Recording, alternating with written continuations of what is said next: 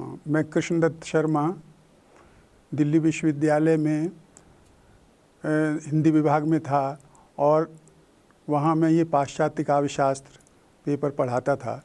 अब करीब 8-9 साल पहले वहाँ से सेवानिवृत्त हुआ हूँ। यहाँ मैं इस ईपीजी पाठशाला के अंतर्गत ये पाश्चात्य काव्य शास्त्र के बारे में बताऊँगा। इसके पहले हम वर्ड्सवर्थ और कॉलरिज के बारे में कुछ पढ़ चुके हैं, तो इससे स्वच्छंदतावाद की कुछ बातें आपको मालूम हुई होंगी और इससे समझने में आसानी होगी। तो इसे सुनने के बाद या समझने के बाद ये आप जान सकेंगे कि स्वच्छंदतावाद का क्या अर्थ है, उसका क्या स्वरूप है और स्वच्छंदतावाद में और नव्यशास्त्रवाद में क्या अंतर है, स्वच्छंदतावाद की मूल विशेषताएं क्या हैं और स्वच्छंदतावाद के पीछे दृष्टि क्या है। तो ये आप जो हैं वो जान सकेंगे। जैसा कि पता है कि स्वच्छंदतावाद पुनर्जागरण के बाद अंग्रेज़ी कविता का सबसे समृद्ध युग था। इस स्वच्छंदतावाद से पहले नव्यशास्त्रवाद था और नव्यशास्त्रवाद से पहले पुनर्जागरण काल, इसको शेक्सपियर का काल भी कहते हैं। तो ये जैसे हिंदी में जैसे छायावाद जो है सीधे सीधे भक्ति काल से जुड़ता है, इसी प्रकार स्वच्छंदतावाद जो है वो सीधे सीधे जो पुनर्जागरण काल से जुड़ता है, शेक्सपियर के युग से जुड़ता है। और बीच में जो नव्यशास्त्रवाद है वो उसके विरोध में है, वो उसकी प्रेरक शक्ति जो है वो नहीं है। तो इसके पहले ड्राइडन के बारे में आपने पढ़ा है। तो ड्राइडन ने भी जो अभिजात्यवादी या शास्त्रवादी प्रतिमान थे उनमें दरार डालने की कोशिश की थी। जो नव्यशास्त्रवाद में ये था कि उसमें प्रतिमान तो थे शास्त्रवादी माने यूनानी रोमी, लेकिन साहित्य जो है वो वर्तमान युग का था। तो एक तरह से दोनों के बीच विच्छेद था। यानी प्रतिमान जो हैं, आलोचना तब ठीक होगी जब प्रतिमान भी उसी समय के हों, समकालीन हों। और इसमें प्रतिमान लिए गए थे प्राचीन, उससे करीब 2000 साल पहले के, और जो साहित्य जो है वो समसामयिक था। तो इसका एक कारण ये था कि अरस्तु और प्लेटो जो शास्त्रवाद के प्रतीक थे, उनके प्रति एक तरह का श्रद्धा भाव सा था, एक तरह की धार्मिक निष्ठा सी थी। उनके खिलाफ कुछ कहना एक तरह से ईश्वर की आलोचना जैसा था। तो इसलिए जो है वो जो नव्यशास्त्रवाद में इनके खिलाफ जो है वो ज़्यादा नहीं कहा गया। ड्राइडन ने कोशिश की, जैसे एक बहुत मशहूर वाक्य है ड्राइडन का कि इतना काफ़ी नहीं है कि अरस्तु ने ऐसा कहा है, क्योंकि अरस्तु ने अपने प्रतिमान सोफोक्लेस और यूरिपिडेस, ये नाटककार थे प्राचीन यूनान के, उनसे ग्रहण किए थे। और अगर जो हमारे युग में वो होता, शेक्सपियर के युग में होता, तो वो अपने प्रतिमान बदल देता। तो उन्होंने जो है वो परोक्ष रूप से उनकी आलोचना की। और उस समय और आपने सुना होगा जैसे गैलीलियो है, तो गैलीलियो ने ये कहा था कि जो पृथ्वी सूर्य के चारों तरफ घूमती है, तो ये बाइबल के खिलाफ पड़ता था। तो इसलिए इनको जो है वो कर लिया गया गिरफ्तार। तो एक ऐसे ही वैज्ञानिक को जिंदा जला दिया गया था उसकी। तो उस समय कुछ कहना जो शास्त्रवादी प्रतिमान हैं उनके खिलाफ कुछ कहना ईश निंदा जैसा था। तो ये विच्छेद जो बना हुआ था, तो स्वच्छंदतावाद में इस विच्छेद को समाप्त किया गया। उन्होंने जो है वो मुखर उसका विरोध किया, वर्ड्सवर्थ और कॉलरिज ने। तो जो स्वच्छंदतावाद में दो प्रवृत्तियां हैं कि एक तो इस नव्यशास्त्रवाद का विरोध और दूसरे शिल्प के कुछ नए उपकरणों पर बल, माने जो परंपरागत अलंकार थे उनका विरोध करके जैसे प्रतीक है, बिंब है, मिथ है, इन चीज़ों पर जो है वो बल दिया गया। तो इसमें दोनों धाराएं ये स्वच्छंदतावाद में जो हैं वो मिलती हैं। देखिए कि जो सारा यूरोप है उसमें बहुत समय तक जो पढ़ने लिखने की भाषा, जो बौद्धिक आदान प्रदान की भाषा लैटिन थी। जैसे हमारे यहाँ बहुत समय तक संस्कृत जो है बौद्धिक आदान प्रदान की भाषा थी। तो इसमें नव्य शास्त्रवादी काल में ये प्रभाव जो है, शास्त्रीय प्रभाव या जो है यूनान और लैटिन का प्रभाव, रोम का प्रभाव, ये इतालवी के माध्यम से आया था सामने। तो इतालवी जो है वो पुनर्जागरण काल में, इटली जो है वो पुनर्जागरण का केंद्र था। तो पुनर्जागरण काल में ये प्रभाव आया इटालियन के माध्यम से। इसके बाद ये प्रभाव, शास्त्रीय प्रभाव आया फ्रेंच के माध्यम से। तो पूरे यूरोप की भाषाओं पर उस समय फ्रेंच का वर्चस्व था। जो फ्रेंच पढ़ा लिखा है या लैटिन पढ़ा लिखा है वही पढ़ा लिखा माना जाता था। और इंग्लिश में भी ज़्यादातर अगर जो कोई काम होता था तो वो ज़्यादातर लैटिन में या फिर जो है वो फ्रेंच में। तो फ्रेंच का प्रभाव उस समय जो है वो काफ़ी था। तो ड्राइडन ने जो है वो इस फ्रेंच के प्रति जो अपनी सांस्कृतिक अस्मिता को स्थापित करने की कोशिश की, और उन्होंने फ्रेंच का जो है वो विरोध किया कि फ्रेंच जो है उस समय शेक्सपियर की भी काफ़ी निंदा हो रही थी। और इसके प्रभाव से इंग्लैंड में भी शेक्सपियर को जो है वो महत्व नहीं दिया जा रहा था जिसका वो हकदार था। तो ड्राइडन ने ये किया कि इसका फ्रेंच साहित्य का भी जो है वो इस वर्चस्व का विरोध किया। तो एक तरह से ये शास्त्रवादी मूल्यों का ही विरोध था, क्योंकि फ्रांस में भी जो ग्रीक और लैटिन का प्रभाव पूरे उस पर जोर पर था। और 17वीं सदी के उत्तरार्ध ये नव्य शास्त्रवाद का युग था। तो उस समय दो नाटककार हुए थे, एक तो कार्नेई और रासिन। तो उन्होंने शास्त्रीय आधार पर, माने यूनानी रोमी प्रतिमानों को आधार बनाकर अच्छे नाटक लिखे थे। तो वहाँ इस नव्य शास्त्रवाद को आधार बनाकर अच्छे साहित्य की रचना हुई थी। और इंग्लैंड में इतना जो है वो, इंग्लैंड में काफ़ी छूट ली जा रही थी। तो जो ड्राइडन की जो मुख्य निबंध है नाटक पर, उसने इस ओर संकेत भी किया है। उसकी भूमिका में ड्राइडन ने लिखा कि उसने उसका उद्देश्य बताया कि ये उद्देश्य है मेरा। मैं वो पंक्तियां जो है वो कोट करता हूँ। इस वार्ता का उद्देश्य ऐसे लोगों की निंदा से अंग्रेज लेखकों के सम्मान की रक्षा करना है जो संपूर्ण न्याय भावना को ताक पर रखकर उनकी तुलना में फ्रांसीसी लेखकों को अधिक पसंद करते हैं। तो उसने ये लिखा कि जो मैंने ये निबंध लिखा है इसका उद्देश्य ये है कि जो लोग जो हैं वो सारी न्याय भावना को भुलाकर फ्रांसीसी साहित्य को अधिक पसंद करते हैं, वो जो हैं वो सच्चाई को समझ सकें। तो अब एक ये है कि ये अंतर समझना ज़रूरी है कि ये नव्य शास्त्रवाद और ये हैं क्या, और उनका स्वच्छंदतावाद से क्या अंतर है। तो शास्त्रवाद जो है, इसे अंग्रेजी में इसके लिए शब्द है क्लासिसिज्म। तो क्लासिसिज्म जो है वो क्लासिकल साहित्य जो है वो प्राचीन यूनान और रोम का साहित्य क्लासिकल साहित्य कहलाता था। तो यूनान में 5वीं शताब्दी ईसा पूर्व इसका काल था। और इसके जो रचनाकार थे वो सोफोक्लेस और यूरिपिदेस, ये मुख्य जो है नाटककार थे। और इनके जो और महाकाव्य, इसी तरह से आपने नाम सुना होगा, होमर ने जो है वो इलियड और ओडिसी लिखे थे। तो उनके आधार पर जो नियम जो हैं वो बनाए गए कि उन्होंने स्वाभाविक है पहले साहित्यिक रचनाएं आती हैं और इसके बाद जो है उसका शास्त्र बनता है।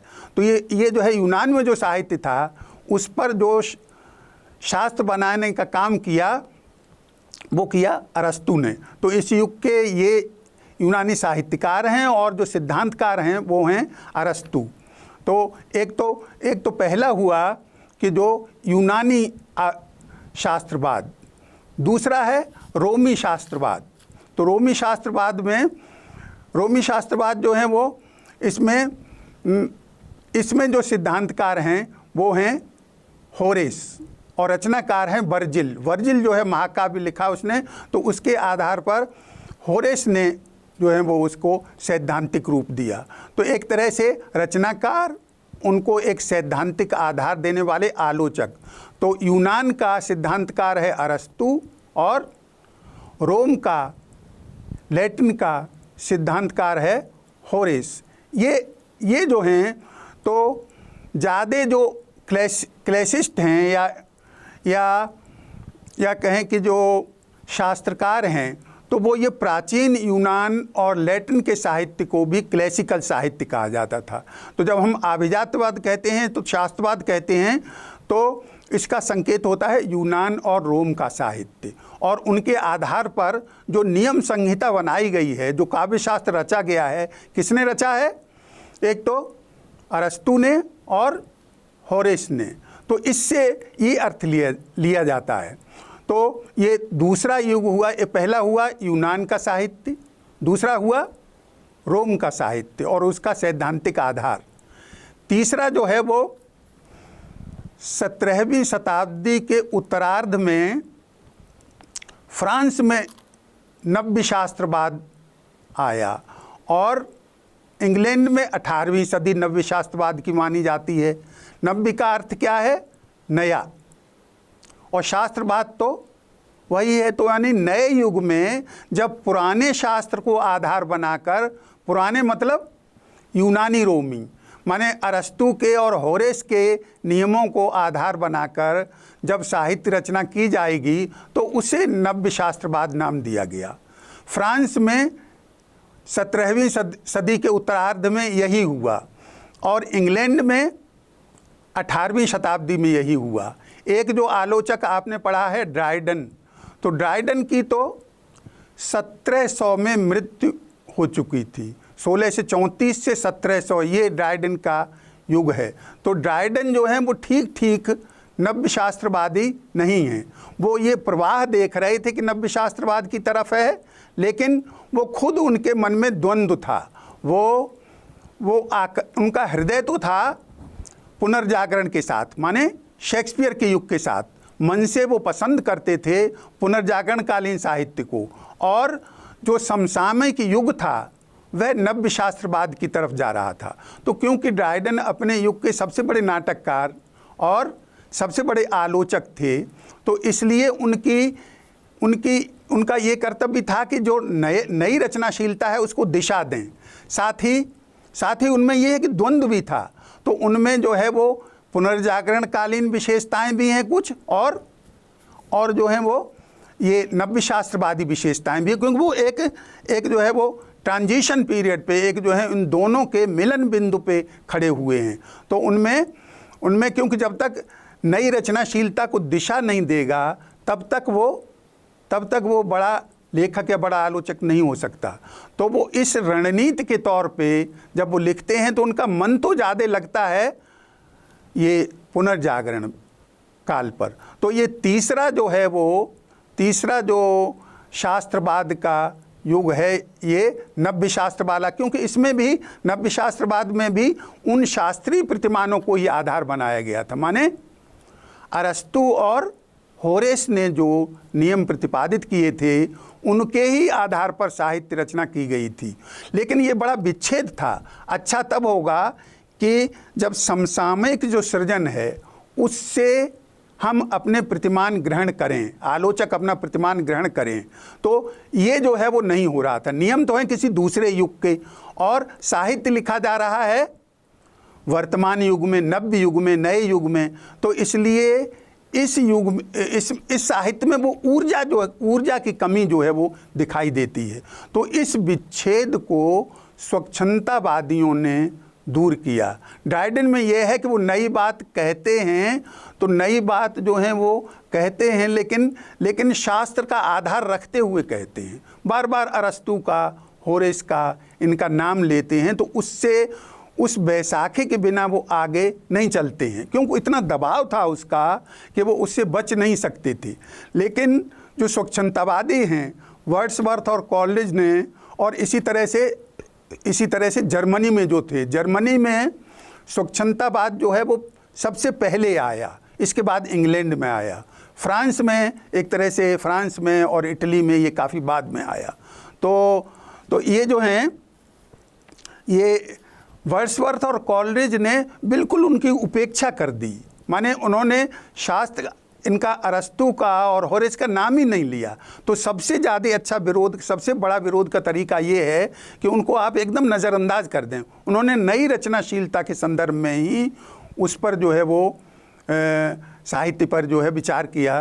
तो चाहे आप कॉलरिज को लें और चाहे वर्ड्सवर्थ को लें, या जर्मनी के जैसे कांट हैं या श्लेगल बंधु हैं, तो इन्होंने भी अरस्तु का या तो विरोध किया या उनकी जो है वो उपेक्षा कर दी। तो एक तरह से जो ये 18वीं सदी के अंत में जो आंदोलन आया, जो स्वच्छंदतावाद, उसे, और जो 19वीं सदी के आरंभ में इसे स्वच्छंदतावाद की संज्ञा दी गई है। और इसमें सबसे प्रमुख स्वर जो है वो इस नव्य शास्त्रवाद के विरोध का है, माने इस नव्य शास्त्रवादी काव्य प्रतिमानों का विरोध। क्योंकि स्वच्छंदतावाद का मानना ये है कि खाली नियमों के आधार पर जो है वो साहित्य रचना नहीं हो सकती। उसमें जो है वो, उसमें जो, क्योंकि अरस्तु ने भी जो कहा था, ये कहा था कि जो साहित्य जो है वो प्रकृति का अनुकरण है। तो प्रकृति का मतलब एक तो बाह्य प्रकृति हुई जो हम चारों तरफ जो देख रहे हैं, दूसरे अंतः प्रकृति हुई, माने मनुष्य की आंतरिक प्रकृति का। तो ये प्रकृति कोई स्थायी चीज़ तो है नहीं, ये परिवर्तनशील है। तब साहित्य के प्रतिमान जो हैं वो स्थायी कैसे हो सकते हैं? तो ये नव्य शास्त्रवादी युग में ये मान लिया गया था कि साहित्य की जो भी ऊंचाइयां हासिल की जा सकती थीं वो पुराने युग में हासिल कर ली गई थीं, और अब हमारे सामने और कोई रास्ता नहीं है सिवाय इसके कि हम उन्हीं नियमों के आधार पर साहित्य रचना करें। तो इसमें एक जो है वो, एक इसका कारण एक ये था कि मानव प्रकृति को स्थायी मान लिया गया था, कि जैसा मानो किसी बात पे रोना आता है, हंसना आता है, जो जिस तरह के भाव का उन्मेष होता है हमारे अंदर, तो सभी देशों में, सभी कालों में वैसा ही होगा। लेकिन ये ठीक जो है वो नहीं था, ये जो है। और हमारे यहाँ भी शास्त्र की ये दृष्टि है स्थायित्व की। हमारे यहाँ भी जो कहा गया है स्थायी भाव, हमारे जो यहाँ ये स्थायी भाव बताए गए, ये 9 स्थायी भाव हैं और उसके आधार पर 9 रस हैं। तो ये स्थायी भाव वाला, इसमें भी वही दृष्टि है कि ये भाव स्थायी हैं। स्थायी का मतलब बदलेंगे नहीं, इनमें जो है परिवर्तन नहीं होगा। तो ये अपने आप में अनसाइंटिफिक था। और इसमें यूँ तो जो है वो ड्राइडन ने भी जैसे ये कहा था कि जो मानव प्रकृति जो है वो सतत परिवर्तनशील है, और इसकी दिशा जो है सरलता से जटिलता की ओर है, संश्लिष्टता की ओर है। माने ज्ञान प्रसार होता है, उस ज्ञान को साहित्यकार जो है संवेदनात्मक रूप देता है, और ज्ञान प्रसार की प्रक्रिया ये सतत है, चिरंतन है, बराबर है, लगातार है। तो ज्ञान प्रसार, फिर उसको संवेदनात्मक बनाया। तो इसमें क्या है कि हमारी संवेदना जो है वो संश्लिष्ट और जटिल होती जाती है। तो यानी जो शास्त्रवाद में जो यह मान्यता व्यक्त की गई थी कि मानव प्रकृति स्थायी है, इसको तोड़ा। इसको ड्राइडन ने भी तोड़ा था, लेकिन ड्राइडन ने डरते डरते तोड़ा था। उसने सीधे अटैक शास्त्रवाद पे, अरस्तु या प्लेटो पे नहीं किया था। उसने अटैक किया, उसने जो है आक्रामक रुख अपनाया फ्रांसीसी प्रतिमानों पर, फ्रांस का उसने विरोध किया। और क्योंकि फ्रांस का साहित्य जो है उस समय का, यानी 17वीं सदी के उत्तरार्ध का, वो शास्त्रीय प्रतिमानों पर, यूनानी रोमी प्रतिमानों पर आधारित था। तो इसलिए एक तरह से प्रकारांतर से ये विरोध परोक्ष रूप से ये विरोध शास्त्र का ही विरोध हुआ, लेकिन ये परोक्ष रूप से हुआ, इनडायरेक्टली हुआ, सीधे नहीं अटैक। तो सीधे क्योंकि जो युग था वो ये अनुमति नहीं देता था, क्योंकि कई साहित्यकारों के, दार्शनिकों के साथ बहुत उत्पीड़न, गैलीलियो का तो परिचित नाम है जो आप लोग भी जानते होंगे, और इसके अलावा भी कई लोगों के, किसी का एक साइंटिस्ट था उसका घर जला दिया गया था।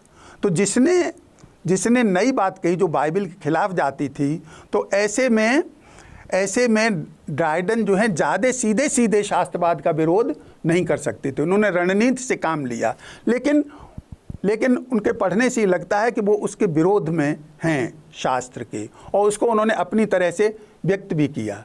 एक उन्होंने किताब का रिव्यू लिखा था, उस रिव्यू के हाशिए पर जो हमने अभी कोटेशन बताया था कि अरस्तू ने जो कुछ कहा उसी को अंतिम नहीं माना जा सकता, क्योंकि अरस्तू ने अपने युग के साहित्य को ध्यान में रखकर नियम बनाए थे, और अगर जो हमारे युग में रहा होता तो वो अपने नियम बदल देता। इसलिए अरस्तू ने ऐसा कहा है, इतना ही काफ़ी नहीं है। तो ये टिप्पणी भी वो छपवा नहीं सके अपने समय में। उन्होंने जो है वो उनकी मृत्यु के 14 साल बाद ये टिप्पणियाँ जो उन्होंने लिखी थीं वो छपी। तो हमेशा हम जो है ये भी देखें कि उस युग की स्थिति क्या थी। हम अपने युग के प्रतिमानों के आधार पर एकदम जो है उसका मूल्यांकन न करें, क्योंकि जिंदा रहेगा तब न साहित्य रचना करेगा। तो उसमें ये ज़रूरी था कि वो रणनीति से विरोध में काम लें। तो वर्ड्सवर्थ को और कॉलेरिज को ऐसी रणनीति अपनाने की ज़रूरत जो है वो नहीं पड़ी, और उन्होंने उसका सीधे जो है वो विरोध किया। तो अब इसमें दो चीज़ें जो हैं वो सहायक सिद्ध हुई कि अगर जो ये दो घटनाएं न होती तो शायद इतना खुलकर विरोध वर्ड्सवर्थ और कॉलेरिज और ऐसे ही जर्मनी के जो लेखक कवि थे वो इतना विरोध शायद न कर पाते। और ये दो घटना थी फ्रांस की राज्य क्रांति और औद्योगिक क्रांति। तो फ्रांस की राज्य क्रांति से ये हुआ कि जो लोकतांत्रिक मूल्यों की प्रतिष्ठा हुई, तो जितने भी राजा महाराजा या जो पुराने प्रतिमान, उनको काफ़ी जो है वो इससे झटका लगा। और हमने पहले जो है वो बताया था कि उसमें एक वाक्य आता है कि कवि केवल कवियों के लिए नहीं लिखते, मानव मात्र के लिए लिखते हैं। अब ये बात जो है वो ड्राइडन के समय में नहीं कही जा सकती थी। माने उस समय क्या था कि जो नव्य शास्त्रवादी युग में कवि कविता सुना रहा है और उसके सुनने वाले भी कवि ही हैं, और वो एक दूसरे की प्रशंसा कर रहे हैं कि भाई बहुत अच्छी सुनाई, अब दूसरा सुना रहा है। तो उस समय जो सामान्य जनता थी वो सांस्कृतिक कर्मों से एक तरह से महरूम सी थी, वो उसको उसमें शामिल जो है वो नहीं किया गया था। तो इसकी वजह से इन्होंने जो है वर्ड्सवर्थ और कॉलेरिज ने इनका जो है वो खुलकर विरोध किया। तो फ्रांसीसी राज्य क्रांति ने इसमें एक जो है वो भूमिका जो है वो महत्वपूर्ण निभाई। एक उसमें और वाक्य आता है जो हम इसमें सुनाते हैं आपको कि कभी समूची पृथ्वी पर फैली हुई मानव जाति के विशाल साम्राज्य को संवेदना और ज्ञान द्वारा एकता के बंधन में बांधता है। क्या अर्थ हुआ इसका कि ये मानव जाति जो है वो पूरी दुनिया में फैली हुई है, और इस मानव जाति को एक सूत्र में बांधने वाला कौन है? तो वो वर्ड्सवर्थ कहना चाहते हैं वो कविता है। और उसके साधन क्या हैं, उसके जो है उपकरण क्या हैं, कैसे बांधता है कि एक तो संवेदना और ज्ञान, इनके माध्यम से। एक यहाँ ध्यान देने की बात ये भी है कि हालांकि स्वच्छंदतावाद में ज़्यादा बल भाव पर है, संवेदना पर है, लेकिन ये दोनों वर्ड्सवर्थ और कॉलेरिज उस पर बल देते हुए भी उसके साथ ज्ञान को भी साथ साथ रखते हैं, विचार को भी साथ साथ रखते हैं, दर्शन को भी साथ साथ रखते हैं। तो ज़्यादातर भाव जहाँ आएगा उसके या तो साथ ही विचार रखा हुआ मिलेगा, भाव और विचार दोनों कहेंगे, या जहाँ भाव का प्रयोग किया है उसी के आसपास विचार का भी प्रयोग होगा। तो इनमें भाव और विचार एक दूसरे के विरोधी नहीं हैं इनकी ये। तो इसलिए कभी कभी हम ये भूल करते हैं कि स्वच्छंदतावाद को भावुकतापूर्ण कविता मान लेते हैं। ऐसी बात नहीं है, क्योंकि कविता हमेशा दोनों से रची जाएगी। अच्छा साहित्य जो है भाव और विचार दोनों के सामंजस्य से रचा जाएगा। न तो अकेले भाव भी काफ़ी नहीं है, अकेले विचार भी काफ़ी नहीं है। तो इनमें हालांकि इन्होंने भाव को केंद्रीयता प्रदान की, लेकिन विचार भी इसमें मौजूद है। विचार भी जो है वो उसके साथ साथ मिलेगा, विचार पर भी काफ़ी बल है। और ख़ास तौर से कॉलरिज का तो बहुत बल है विचार पर। आरंभ में कह दिया है भाव, तो जब भी ये है कि जहाँ विचार पे बल होगा, विचार पे बल कब था? ये नव्य शास्त्रवादी युग में विचार पर बल था। तो उसमें फिर बाद में भाव लाए हैं। तो जो नव्य शास्त्रवादी युग में या शास्त्रवादी युग में ज़्यादा बल है बौद्धिकता पर, वैचारिकता पर, लेकिन कविता वहाँ महत्वपूर्ण या सप्राण या अच्छी तब होगी जब वहाँ उसमें भाव का उन्मेष हो। इसी तरह स्वच्छंदतावाद में भाव पर बल है, जो भाव जो है वो केंद्र में है, लेकिन कविता अच्छी तब होगी जब उसमें विचार की भी चमक हो। तो दोनों के बिना जो है वो कविता जो है वो नहीं जो है वो रची जा सकती। तो इन्होंने भाव और विचार दोनों पर जो है वो बल दिया। हाँ, इसमें हमने बताया कि दो घटनाएं महत्वपूर्ण हैं। एक तो फ्रांसीसी क्रांति, दूसरी औद्योगिक क्रांति। तो औद्योगिक क्रांति जो है हमें इसलिए भी कुछ जैसे हमारे यहाँ ये स्थिति है कि भूमि जो है वो महत्वपूर्ण हो उठी है, उसी तरह से औद्योगिक क्रांति से ये हुआ कि वहाँ की ज़मीन का महत्व जो है वो काफ़ी बढ़ गया। और किसी न किसी तरह से जो उच्च वर्ग है वो या जो सामंत वर्ग है उस ज़मीन पर कब्जा करने की जो है वो सोचने लगा। और तो जो छोटे छोटे किसान थे उनकी ज़मीन को, उस समय एक आंदोलन चला था, ये बाड़बंदी आंदोलन, कि वो उस पर ज़मीन पर ऐसे या तो किसी को विवश करते थे छोटे किसानों को कि तुम बेच दो, और फिर उस पर बाड़ लगा देते थे। और कारण क्या था कि जिससे कि जो रॉ मटेरियल पैदा किया जा सके, औद्योगिक क्रांति में वो काफ़ी उसकी ज़रूरत बढ़ गई थी कैश क्रॉप की। तो उसकी ज़मीन, जो छोटी छोटी ज़मीन, अगर जो कोई नहीं देता था तो वो संसद में कानून पास करवा के जो है वो उस पर कब्जा जो है वो कर लेते थे। तो इसका प्रभाव ये पड़ा कि जो खेती और उद्योग का जो पुराना संबंध चला आ रहा था वो टूटने लगा। और वहाँ जो छोटे छोटे किसान ही ज़्यादा होते हैं, तो वो जब उनकी ज़मीन छीन ली गई तो या तो वो बड़े शहर की तरफ कारखानों में काम करने के लिए मजबूर हुए, और या जो हैं वो जो बड़े किसानों के यहाँ थोड़े जो खुद जो हैं वो सामंत थे, ज़मींदार थे, उनके यहाँ जो हैं वो काम करने को जो है वो। तो एक तरह से जो ग्रामीण क्षेत्र में काफ़ी बदहाली, काफ़ी करुण स्थितियां देखने में आईं, और इन कवियों ने इसीलिए ग्रामीण जीवन का, ख़ास तौर से वर्ड्सवर्थ ने, कीट्स ने बहुत ही मार्मिक चित्रण किया है। और जो है वो तो एक तो इससे ये हुआ, उसमें जो वर्ड्सवर्थ का आमुख है लिरिकल बैलेड्स का, उसमें भी आया है कि जो पुराने संबंध हैं वो टूटने लगे हैं। अब जो है जो जॉइंट फैमिली है, जो संयुक्त परिवार है, वो टूट बिखर गया है। लोग जो हैं आपस में परस्पर संबद्ध नहीं रहना चाहते। तो जो परिवर्तन हो रहे थे उन परिवर्तनों का जिक्र जो है वो उन्होंने जो है वो किया है। दूसरे जो है एक ये हुई बात कि जो उस समय जो है, जैसा कि पता है कि औद्योगिक क्रांति यूरोप में, ब्रिटेन में कुछ पहले हुई थी, 15-20 साल पहले, और यूरोपीय देशों में बाद में फैली। उसका कारण क्या था? उसका कारण ये था कि जैसे ब्रिटेन के पास कॉलोनीज थी, सबसे बड़ी कॉलोनी जो है, सबसे बड़ा उपनिवेश जो है भारत था। तो वो जो भी बना रहे हैं वो सारी चीज़ें जो हैं वो भेज सकते थे और उनको एक्सपोर्ट कर सकते थे। ये सुविधा अन्य यूरोपीय देशों को उतने परिमाण में प्राप्त नहीं थी। तो उसमें औद्योगिक क्रांति में भारत का बड़ा महत्वपूर्ण योगदान था। और यहाँ जो है माचिस भी, सुई भी, छोटी छोटी चीज़ें भी इंग्लैंड से आती थी। तो अगर जो किसी ने माचिस की या सुई बनाने की छोटी से छोटी फैक्ट्री खोल ली तो वो माला माल हो रहा था। तो इससे क्या था कि एक नवधनाढ्य वर्ग उभर कर सामने आ रहा था। तो नवधनाढ्य वर्ग वो जो रातों रात अमीर हो गया था। तो ये है कि रातों रात अमीर तो हो सकते हैं आप, पैसा आ सकता है, लेकिन संस्कार और वो तो नहीं रातों रात, रुचि तो रातों रात जो है वो नहीं आ सकती। तो जो यहाँ जो अंग्रेज़ी का जो अच्छा साहित्य था, जैसे शेक्सपियर है, मिल्टन है, वो बैकग्राउंड में जा रहा था। और इस रुचि के अनुसार, जो नवधनाढ्य वर्ग की रुचि के अनुसार तमाम तरह का सस्ता साहित्य, अश्लील की हद तक सस्ता, ऐसा भारी भारी परिमाण में छप रहा था, जिससे कि लोगों की अभिरुचि जो है वो विकृत हो रही थी।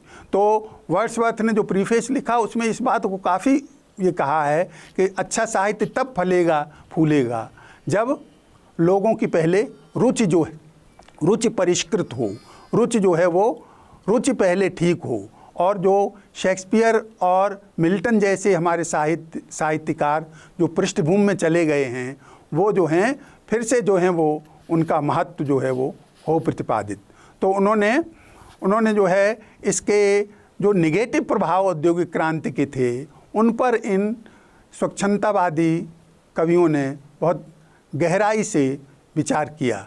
अब हम इसके बाद हम कुछ उसकी जो है वो विशेषताएं स्वच्छंदतावादी साहित्य की जो हैं वो बताएंगे। एक मुख्य विशेषताएं क्या हैं जो नव्यशास्त्रवाद से स्वच्छंदतावाद को अलग करती हैं।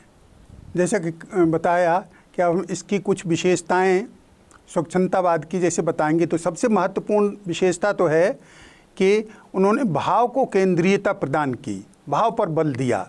इसके पहले नव्यशास्त्रवाद में विवेक शब्द बार बार आया है, बुद्धि, विवेक, वहाँ जो है विवेक को केंद्रीयता प्रदान की गई थी। और विवेक जो है वो एक तरह से ये जो विवेक जो है वो अभिजात वर्ग के सीमित सौंदर्य बोध का सूचक है कि जो कुछ अभिजात वर्ग को अच्छा लगता है वो विवेकपूर्ण है, जो उसे अच्छा नहीं लगता वो इसके लिए विवेकपूर्ण नहीं है। तो इसमें जो स्वच्छंदतावादियों ने ये भाव को केंद्रस्थ किया, और वर्ड्सवर्थ को पता ही है कि उन्होंने भाव का सहज उच्छलन कविता को कहा। और इसी प्रकार कॉलरिज ने ये कहा कि कविता में भाव की अंतर्धारा रहनी चाहिए और भाव जो है एक चमत्कार बिंदु के रूप में नहीं होना चाहिए। तो ये एक तरह से ये एक चेंज था, ये एक परिवर्तन था।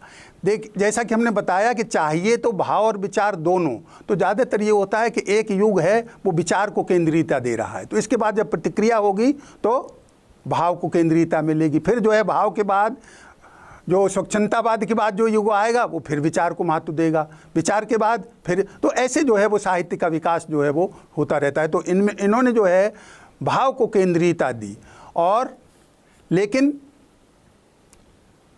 भाव के साथ साथ विचार पर भी इनमें जो है वो बल मिलेगा, चाहे जो है वो फिर पिछले दरवाजे से आए, चाहे जो है वो बाद में आए, विचार को भी महत्व जो है वो देंगे। जैसे वर्ड्सवर्थ की परिभाषा जैसे कविता की पढ़िए तो पहले तो उन्होंने कह दिया कि कविता तीव्र मनोवेगों का सहज उच्छलन है, लेकिन फिर उन्होंने लगा कि ये कुछ गलत हो गया, इतने से तो नहीं। फिर उन्होंने बड़ी 3-4 वाक्यों में उस विचार को लाए, क्योंकि विचार तो जो है वो आधार प्रदान करता है कविता का। क्या विचार क्या करता है, विचार का काम क्या है? विचार का सबसे महत्वपूर्ण काम है कि वो संरचना का निर्माण करता है। और जो लंबी कविता है या जो बड़ी रचना है उसमें संरचना जो है वो बहुत ज़रूरी है। संरचना में चाहिए विभिन्न जो पार्ट्स हैं उनमें जो है परस्पर एक दूसरे से जुड़े होने चाहिए, और हर पार्ट जो है पूरी इकाई से उसका संबंध होना चाहिए। तो इन्होंने जो है वो ये जो है वो विचार को भी महत्व दिया, और ज़्यादा विचार को महत्व दिया। जैसे हमने कहा कॉलरिज का एक बहुत जो है वो प्रसिद्ध उद्धरण है कि no man was ever at a great poet without being at the same time a profound philosopher, कि कोई भी कवि ऐसा नहीं हुआ, कोई भी महाकवि ऐसा नहीं हुआ जो साथ ही साथ बहुत गंभीर दार्शनिक न हो। तो कॉलरिज की एक महत्वपूर्ण देन ये है कि उन्होंने कविता को दर्शन से संबद्ध किया। जब किसी क्षेत्र का जैसे आलोचना का विकास हुआ तो आलोचना के विकास में धीरे धीरे जो उसके विभिन्न पक्ष जो हैं जुड़ते गए और आलोचना समृद्ध होती गई, ज़्यादा गहराई उसमें आती गई। तो कॉलरिज ने इसमें जोड़ा कि दर्शन को उसको संबद्ध किया। दर्शन का मतलब विचार, विचार का मतलब ज्ञान, ज्ञान को महत्व दिया। तो और इसके पहले ड्राइडन ने जोड़ा था कि ये जो है प्रकृति जो है वो स्थायी नहीं है, ये परिवर्तनशील है ये, और बराबर जो है हमारी जो विकास की दिशा सरलता से जटिलता की ओर है। हमारी जो अनुभूति है बराबर उत्तरोत्तर जटिल होती जाती है, क्योंकि ज्ञान का विस्तार होता है, उसे संवेदनात्मक रूप दिया जाता है ज्ञान को। तो इस प्रक्रिया में संवेदना जटिल होती जाती है। तो इसलिए हर युग में साहित्य रचे जाने की ज़रूरत है, क्योंकि उसकी जटिल मानसिकता को पुराना साहित्य जो है वो संतोष प्रदान नहीं कर सकता। तो ये जो भाव के साथ साथ विचार, और इनमें जहाँ कहीं लिखा हुआ है, वर्ड्सवर्थ में भी, कॉलरिज में भी, या तो भाव और विचार साथ साथ आए हैं, और या जहाँ भाव है वहीं के आसपास कहीं विचार भी रखा हुआ मिलेगा। और हम अगर जो आधुनिक युग में देखें, जैसे मुक्तिबोध के शब्द आप लोगों को ध्यान होंगे, ज्ञान और संवेदना, और उन्होंने इनसे मिला के बनाया संवेदनात्मक ज्ञान और ज्ञानात्मक संवेदना। तो इसका भी यही अर्थ है, ज्ञान जरा विचार से ज़्यादा व्यापक है, इसी तरह संवेदना जो है भाव से ज़्यादा व्यापक है। तो इसलिए अब ये बदल गए, लेकिन वो बात फिर भी है। तो मूल विचार अगर जो आप समझ लेते हैं तो रूप बदल के किस रूप में आ गया है, इसे भी आप जो है वो समझ लेंगे। तीसरी इसकी विशेषता ये है कि उस समय जीव विज्ञान का और वनस्पति शास्त्र का इनका विकास हो रहा था। तो इस पर इन्होंने एक बल दिया कि जो साहित्य रचना में एक जो है गुण होना चाहिए, वो है आवयविकता का गुण या जैविक गुण। ऑर्गेनिक उसमें क्वालिटी होनी चाहिए। ऑर्गेनिक का उल्टा है मैकेनिकल नहीं होनी चाहिए। जब भी ये स्वच्छंदतावादी वर्ड्सवर्थ हों, चाहे कॉलरिज हों, चाहे कोई जर्मनी का कोई चिंतक हो, जब भी विचार करता है तो उनके सामने दो चीज़ें रहती हैं कि एक तो नव्य शास्त्रवाद रहता है और दूसरा स्वच्छंदतावादी युग रहता है। तो जब वो कहते हैं कि ऑर्गेनिक होना चाहिए, मैकेनिकल नहीं होना चाहिए, तो इससे ये भी समझ लेना चाहिए कि मैकेनिकल कब था? नव्य शास्त्रवादी युग में जो है वो यांत्रिक था। जो चित्रण था उन्होंने कुछ नियमों तक सीमित कर दिया था, लेकिन मनुष्य की प्रकृति जो है नियमों में थोड़ी बांधी जा सकती है। एक बार एक तरह से आचरण करता है व्यक्ति और वैसी ही सिचुएशन में दूसरी बार दूसरी तरह से कर सकता है, तो आप उसके नियम को इस तरह सुनिश्चित जो हैं वो नहीं कर सकते। तो एक उन्होंने कहा कि इसमें जो है ऑर्गेनिक संबंध होना चाहिए, जैविक इसकी कला जो है वो ऑर्गेनिक होनी चाहिए और यांत्रिक नहीं होनी चाहिए। तो कॉलरिज ने इन दोनों में भेद भी किया, और मैं अभी आपको एक उदाहरण कॉलरिज का देता हूं जो बहुत सूक्ष्मता से इन दोनों के अंतर को स्पष्ट जो है उसमें किया गया है कि एक जो है वो आवयविक कला है और एक यांत्रिक कला है। इन दोनों में अंतर क्या है? मोटे तौर पर उन्होंने ये बताया है कि जो आवयविक कला है उसमें वस्तु की अंतर्योजना से रूप आप से आप विकसित होता है, उसे ऊपर से आरोपित नहीं किया जाता। तो ज़्यादा अच्छा रूप वो होगा जो वस्तु की अंतर्योजना से उगे, जैसे कि पेड़ पौधे उगते हैं, इसी तरह से वो आना चाहिए। अब मैं उनका उदाहरण जैसे सुनाता हूँ, कॉलरिज के शब्द।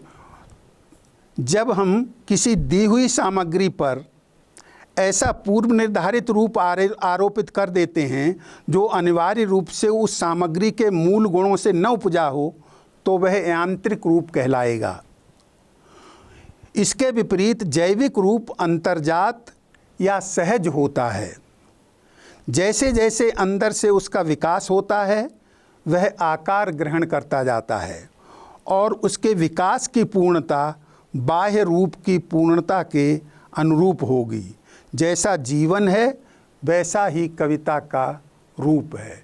तो रूप जो है, जो अगर जो पहले से नियमों को, जो नव्य शास्त्रवाद में क्या था कि नियम पहले हैं, उनके आधार पर रचना रची जा रही है, तो ऐसी रचना उसमें ऑर्गेनिक इकाई वो नहीं बन सकती, उसमें जो है वो आवयविक संबंध जो है वो नहीं होगा, वो एक मशीन जैसी होगी। तो इनके सामने हमेशा ये दो प्रत्यय रहते हैं। जब ये बात वैसे भी कर रहे हैं तो उनके सामने जो निगेटिव बात कह रहे हैं वो लागू किस पर होगी? वो लागू होगी नव्य शास्त्रवाद पर। और जो पॉजिटिव बात कह रहे हैं, जो सकारात्मक बात कह रहे हैं, वो लागू होगी स्वच्छंदतावाद पर। तो ये उन्होंने इस पर ऑर्गेनिक क्वालिटी पर रचना में बहुत, तो इसका मतलब क्या हुआ इस बल का? इस बल का मतलब ये हुआ कि रचना के किसी भी अंग को आप मनमाने ढंग से निकाल नहीं सकते, वो जो है उसको आप बदल नहीं सकते, जैसे कि मशीन में बदल देते हैं।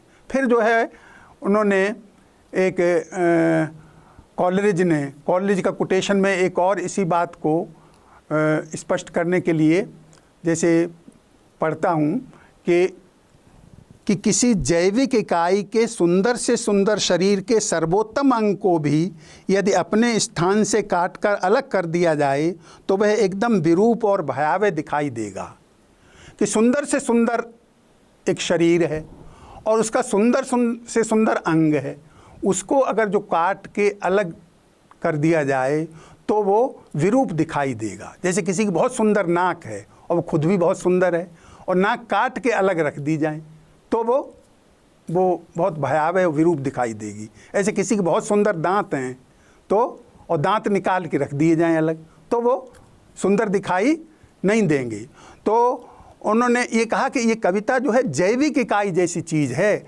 आप उनके शब्दों को, कॉलेज ने कहा कि आप उनको शब्दों के बदलने की बात कौन कहे, शब्द के स्थान को भी नहीं बदल सकते। शेक्सपियर जैसे जो महाकवियों में बड़े कवि हैं, बड़े रचनाकार में हैं, क्योंकि उनमें एक ऑर्गेनिक संबंध है।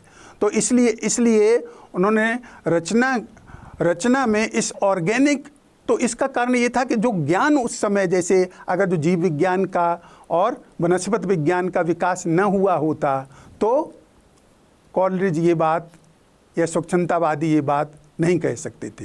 ये जो है सादृश्य जो है वो इसलिए। दूसरा उन्होंने इसी जो है जैविक इकाई या आवयविक, ऑर्गेनिक के लिए दो शब्द हैं हिंदी में चलते हैं। एक तो आवयविक, और ऑर्गन अवयव है, ऑर्गेनिक से आवयविक हुआ, और ये अवयव किसी जीव के हैं, किसी जो हैं वो मशीन के नहीं। वृक्ष भी जीव ही है, तो वृक्ष के जैसे, तो वृक्ष से उपमा या मनुष्य के शरीर से उपमा बार बार दी गई है कि जैसे आप ये नहीं कर सकते कि आप हाथ काट के अलग रख दिया जाए और फिर आपने लगा लिया, तो वो काम नहीं करेगा। तो जहाँ ऑर्गेनिक क्वालिटी पर, इस पर बहुत जोर दिया, एक तरह से आंतरिकता पर उन्होंने जोर दिया। दूसरी चीज़ उन्होंने जोर दिया समग्रता पर, कि उसमें समग्रता जो है वो होनी चाहिए। समग्रता पर से क्या मतलब है कि यदि आप किसी कविता की किसी पंक्तियों को, एक पद को समझना चाहते हैं तो संपूर्णता में वो पढ़े बिना नहीं समझ सकते। और अगर जो किसी की पूरी कविता समझना चाहते हैं तो उसकी और कविताओं को भी जब तक आपने नहीं पढ़ा होगा तब तक पूरी तरह वो समझ में नहीं आ सकती। माने ये जो उसका पूरा रचना संसार है वो एक दूसरे से जुड़ा हुआ है। और आगे जाके ये कहा कि मानो किसी आप रचनाकार के पूरे रचना संसार को समझना चाहते हैं तो परंपरा में जो कुछ और लिखा गया है महत्वपूर्ण, उसे पढ़े बिना उसको नहीं समझ सकते। तो संपूर्णता पर बल इसमें जो है वो दिया गया कि तभी जब संपूर्णता से आप समझेंगे तभी उसमें एक समन्वित व्यक्तित्व का प्रतिफलन होगा, टुकड़े टुकड़े में जो है वो नहीं होगा। पहले जो नव्य शास्त्रवाद में क्या है कि अगर जो कोई कविता सुनाई और सुनने वालों ने वाह वाह कर दी तो वो ठीक है, तो वो अलग अलग इम्पॉर्टेंट हैं, अलग अलग वो महत्वपूर्ण हैं। इसमें जो है वो संपूर्णता पर उन्होंने जो है वो बल दिया। एक अन्य विशेषता है, एक आलोचक हुए पेटर, उन्होंने ये ये कहा है कि ये सौंदर्य में अद्भुत का योग, ये स्वच्छंदतावाद है। An addition of strangeness to beauty, माने सौंदर्य तो कॉमन है, वो अभिजात्यवाद में भी है, शास्त्रवाद में भी है और स्वच्छंदतावाद में भी है। और जब इस सौंदर्य में एक अद्भुत का संयोग हो जाता है तो वो स्वच्छंदतावाद का। अब इसी अद्भुत और कुतूहल की वृत्ति ने इन स्वच्छंदतावादियों की कल्पना शक्ति का प्रसार किया। एक और स्वच्छंदतावाद के आलोचक हैं E.M. बोरा। उन्होंने कहा कि अगर जो एक विशेषता बताने को कहा जाए स्वच्छंदतावाद की क्या है, तो वो है कि कल्पना का ऐश्वर्य।